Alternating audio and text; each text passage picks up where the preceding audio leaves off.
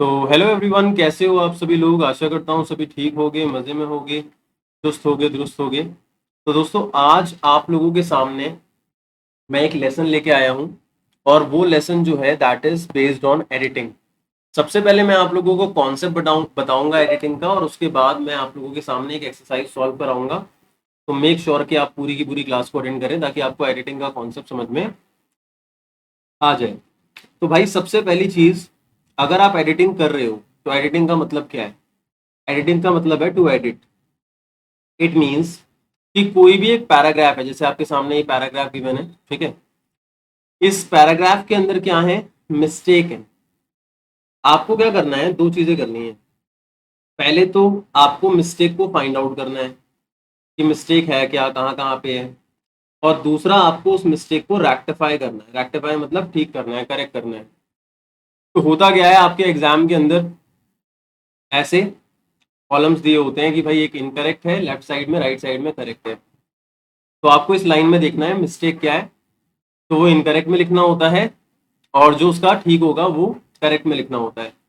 तो जो एडिटिंग बच्चा करता है, अगर उसे एडिटिंग में प्रॉब्लम आ रही है तो वो आती है लैक ऑफ ग्रामर की वजह से।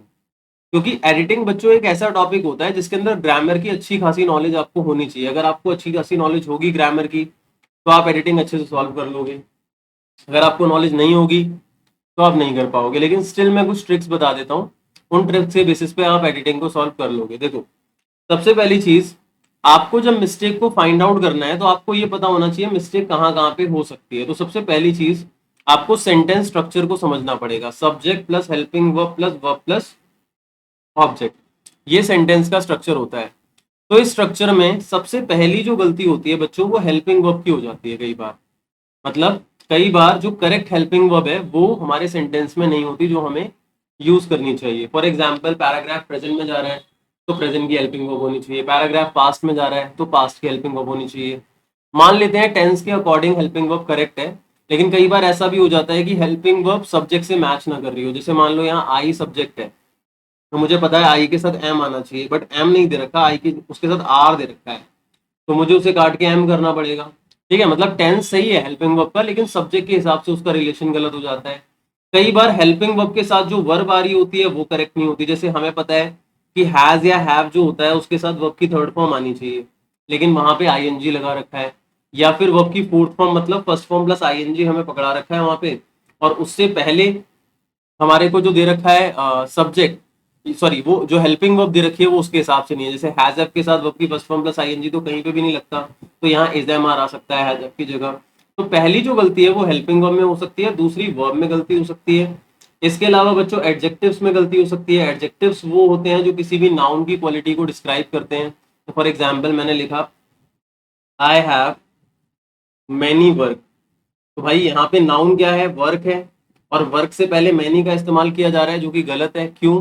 क्योंकि वर्क क्या है, एक अनकाउंटेबल नाउन है। अनकाउंटेबल नाउन वो होते हैं जिनका प्लूरल नहीं बनता। तो अनकाउंटेबल नाउन के साथ बहुत के लिए हम मैनी का प्रयोग नहीं करते बल्कि मच का प्रयोग करते हैं। तो ये एक एडजेक्टिव की तरह यूज हो रहा है जो इस नाउन की क्वालिटी को डिस्क्राइब कर रहा है। कितना काम, बहुत काम, है ना। तो कई बार एडजेक्टिव में गलती हो जाती है। इसके अलावा बच्चों गलती हो जाती है आपकी प्रेपोजिशन में। प्रेपोजिशन क्या होती है, जो वर्ब को ऑब्जेक्ट से जोड़ती है, या हेल्पिंग वर्ब को वर्ब से, हेल्पिंग वर्ब को ऑब्जेक्ट से जोड़ती है, इस तरीके से। फॉर एग्जांपल मैंने बोला आई एम एट होम, तो यहाँ पे देखो प्रेपोजिशन क्या है, एट, और ये क्या कर रही है, ये हेल्पिंग वर्ब और ऑब्जेक्ट के बीच में एक लिंक क्रिएट कर रही है, मतलब कनेक्शन क्रिएट कर रही है दोनों के बीच में। ऐसे ही कई बार दो नाउन के बीच में भी जो रिलेशन शो होता है वो प्रेपोजिशन की मदद से होता है। तो प्रेपोजिशन से ही प्रेपोजिशन में गलती हो जाती है कई बार। और कई बार गलती हो जाती है कंजंक्शंस के अंदर। कंजंक्शंस मतलब जो कनेक्टर्स होते हैं आपके, जो दो सेंटेंसेस को आपस में जोड़ते हैं। तो जब भी आप एडिटिंग का क्वेश्चन सॉल्व करोगे, जैसे आपके सामने ये वाला क्वेश्चन है, तो जब भी आप एडिटिंग का क्वेश्चन सॉल्व करोगे तो आप लोगों को क्या करना है, इस सीक्वेंस को फॉलो करना है। इस सीक्वेंस को देखना है कि यार पहले हेल्पिंग वर्ब में गलती ढूंढी, फिर वर्ब में, फिर एडजेक्टिव। तो आप ये मान लो कि 90 से 95% इन्हीं चीजों में से मिस्टेक एडिटिंग के अंदर होती है।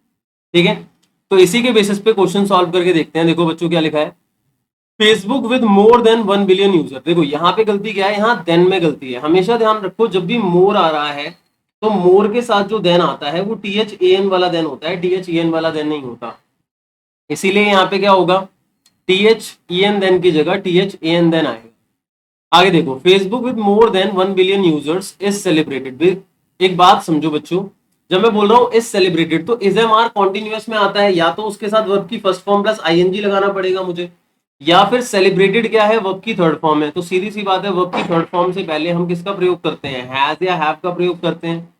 तो इसका मतलब इस तो नहीं आ सकता, तो यहाँ पे मैं फेसबुक के हिसाब से क्या लगा दूंगा, हैज लगा दूंगा। अब ये मत सोचना बच्चों Facebook with more than 1 billion users, तो यार यहाँ पे फेसबुक का मतलब ही सारे के सारे लोग हो गए ना, इसीलिए मैं फेसबुक के हिसाब से हैज लगा रहा हूँ। तो प्लूरल के हिसाब से आप ये मत सोचना कि हैव आएगा।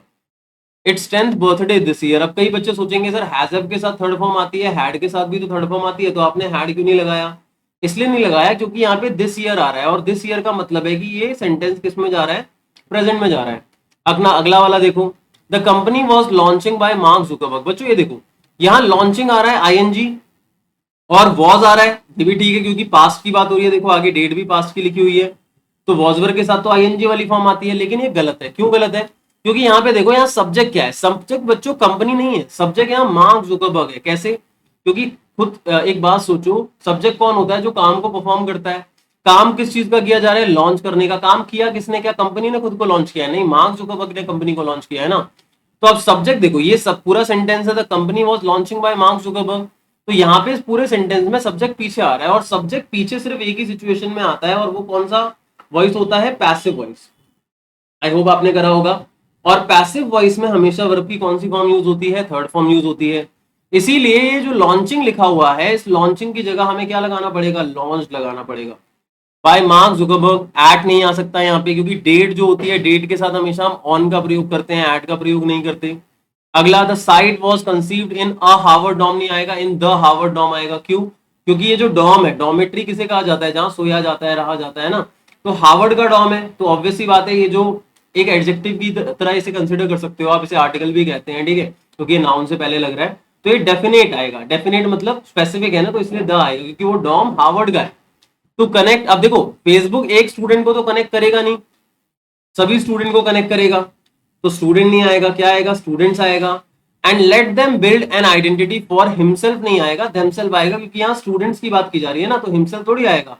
स्टूडेंट के लिए हमारा प्रोनाउन क्या आता है, दे आता है, और दे का रिफ्लेक्सिव क्या होता है, देमसेल्व्स होता है, इसीलिए यहाँ पे देमसेल्व्स का प्रयोग होगा। ठीक है, अगला देखो, children are fond to mango नहीं होगा, दो नाउन को आपस में जोड़ रहा है, ऑफ, ठीक है, टू तो डिस्टेंस के लिए आता है।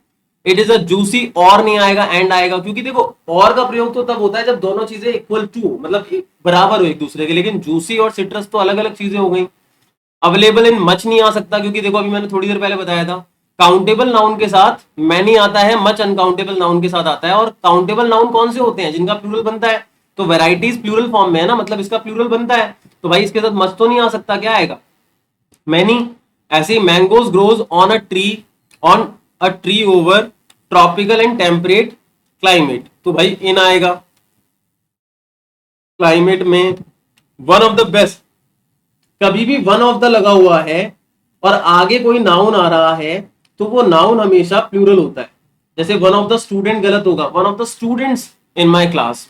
ऐसे ही one of the best places आएगा to have good mangoes is Andhra Pradesh आएगा, है ना, क्योंकि भाई आंध्र प्रदेश तो अभी भी एग्जिस्ट करता है ना मैंगोज के लिए, जो काफी ज्यादा फेमस है। तो आई होप बच्चों इस तरीके से आपको एडिटिंग का जो क्वेश्चन है वो समझ में आ गया होगा, और आपको ये वीडियो अच्छी लगी होगी। मेक श्योर अगर आप लोगों को मेरी क्लासेस अच्छी लग रही है, अगर आप लोगों को लग रहा है कि हाँ यार मेरी प्रिपरेशन अच्छी खासी इस चैनल के माध्यम से हो रही है, तो आप एक बार चैनल को सब्सक्राइब जरूर कर दें, बेल आइकन को हिट कर दें, और वीडियोस को दोस्तों के साथ शेयर जरूर करें। Thank you so much.